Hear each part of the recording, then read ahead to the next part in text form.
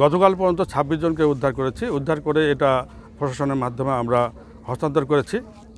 তো এরপর আজকে এই পর্যন্ত একজনের মিসিং হওয়ার একটা সংবাদ আমরা পেয়েছি। মুক্তা নামে বালিয়াকান্দির একজন মহিলা, সে আমাকে বলেছে যে আমার ভাই ঢাকা যাওয়ার উদ্দেশ্যে রাজবাড়ী বাস স্ট্যান্ডে আসে এবং সেখান থেকে এই বাসে যাওয়ার জন্য সে আসে আর কি। এরপর তার কোনো খোঁজখবর নেই এবং তার কাছে কোনো মোবাইলও ছিল না। তারপর থেকে তাকে খুঁজে পাচ্ছে না। তার ধারণা যে সে এই বাসেই গেছে বা এখানে সে এই বাসে উঠছিল বলে তার ধারণা। তবে এখন তো নিশ্চিত না সে যে এই বাসেই উঠছে। এই আর কি আমাদের সর্বশেষ আমাদের কাছে এই সংবাদ আছে।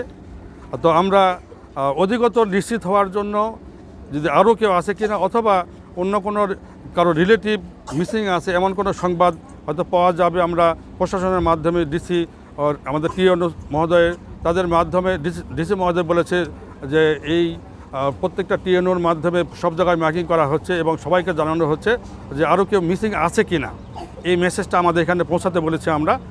সেই উদ্দেশ্যে আমরা সেই সংবাদটা নেওয়ার জন্য যে মিসিংয়ের সংবাদটা আমরা পেয়েছি এটা আরও অধিকতর নিশ্চিত হওয়ার জন্য আমাদের ডুবুরি টিম, নেভি ডুবুরি টিম আসছে এবং আমরা ফায়ার সার্ভিস আমাদের ডুবুরি টিম আসছে। আমরা আজকে এটা আপনার এই উদ্ধার অভিযান আমরা পরিচালনা করব এবং উদ্ধার কার্যক্রম আমরা আরম্ভ করতেছি। আমরা এই উদ্ধার কার্যক্রমটা এর উপর ভিত্তি করে আমরা করব এবং ওই অতিরিক্ত নিশ্চিত হওয়ার জন্য এবং ডিসি মহোদয় আরও কোনো সংবাদ দেন কিনা বা আরও কোনো সংবাদ পাওয়া যায় কিনা সাধারণ জনগণের মাঝ থেকে, এই সংবাদটা নেওয়ার জন্য আমরা আজকে থাকবো এখানে।